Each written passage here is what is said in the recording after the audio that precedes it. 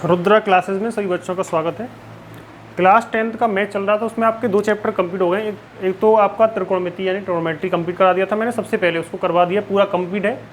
आप जो है उसको आराम से एक एक क्लास का करके देख सकते हो जिन बच्चों ने नहीं देखा है।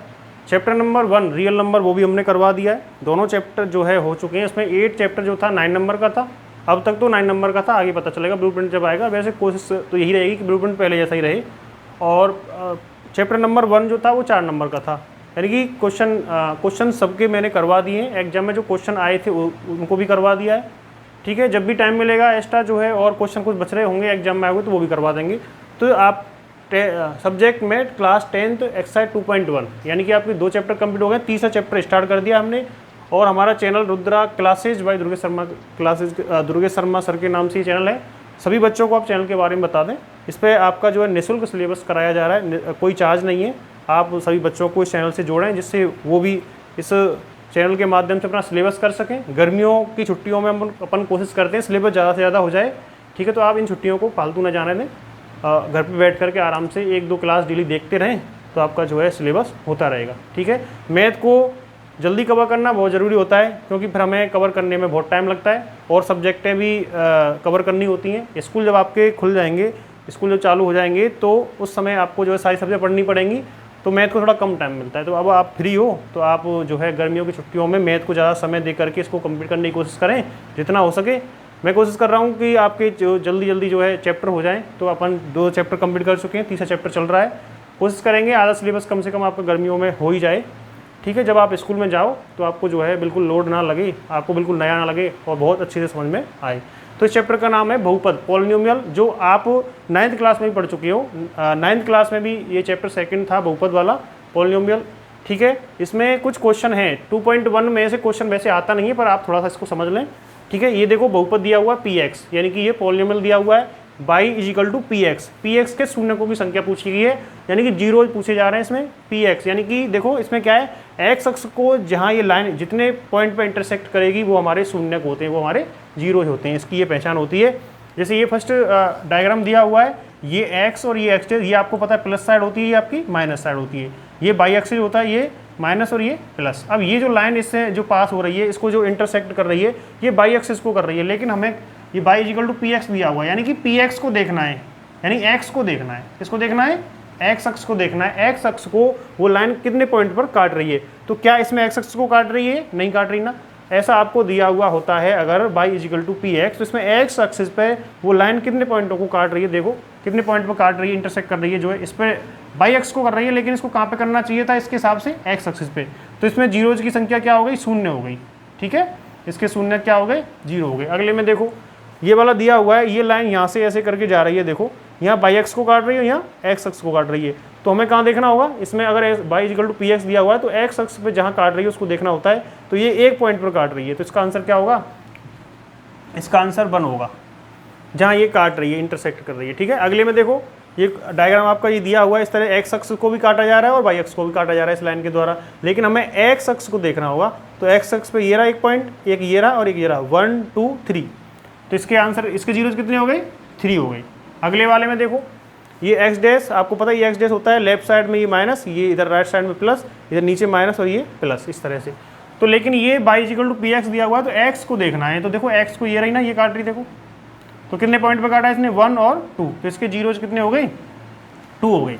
ठीक है, ये सामान्य सी इसमें जानकारी है। वैसे ये क्वेश्चन अभी तक पूछा नहीं गया है पेपर में, आता भी नहीं है, पर थोड़ा सा इसको सीख लो, बाई द वे आ जाए तो कोई पता नहीं है। ठीक है, ब्लूप्रिंट का कैसा रहता है पता लगेगा इस साल। तो ये आपका फर्स्ट क्वेश्चन दिया हुआ 2.1, इसका नाम, चैप्टर का नाम पॉलिनोमियल बहुपद है। और आपके 2 चैप्टर कंप्लीट हो चुके हैं। आज हमने जो है 2 चैप्टर को स्टार्ट कर दिया है। ठीक है, और कोशिश करेंगे आपके सिलेबस को जल्दी जो है गर्मियों में पूरा कराएं, जिससे आपको आगे दिक्कत नहीं आए।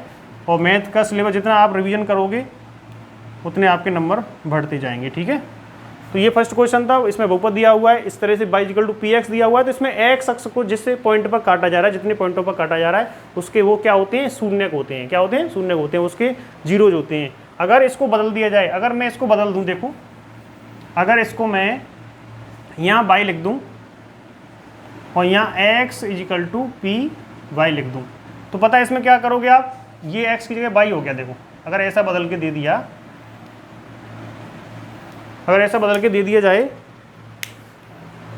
तो क्या करना होगा, इसमें बाई एक्सिस को देखना होगा।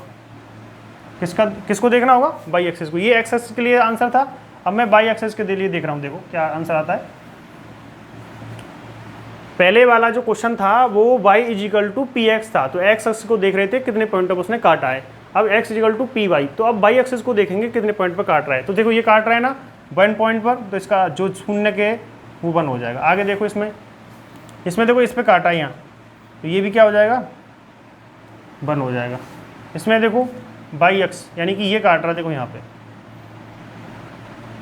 अगले वाले में देखो बाई को काट रहा है, क्या बाई को कहीं नहीं काट रहा है, ये एक्स एक्सिस को काट रहा है। तो आपको ये ध्यान रखना होगा, ये जो ब्रैकेट में अंदर दिया हुआ है ना, इसको देखते हैं, यानी कि जहाँ पी बाई के शून्य, यानी बाई एक्सिस को जहाँ काटा गया है वो हमारा क्या हो जाएगा आंसर, जितने पॉइंटों पर काटा जाए। तो इसके दो ये बाई एक्सिस पर कहीं नहीं काट रहा है, तो उसका शून्य क्या हो जाएगा 0 हो जाएगा।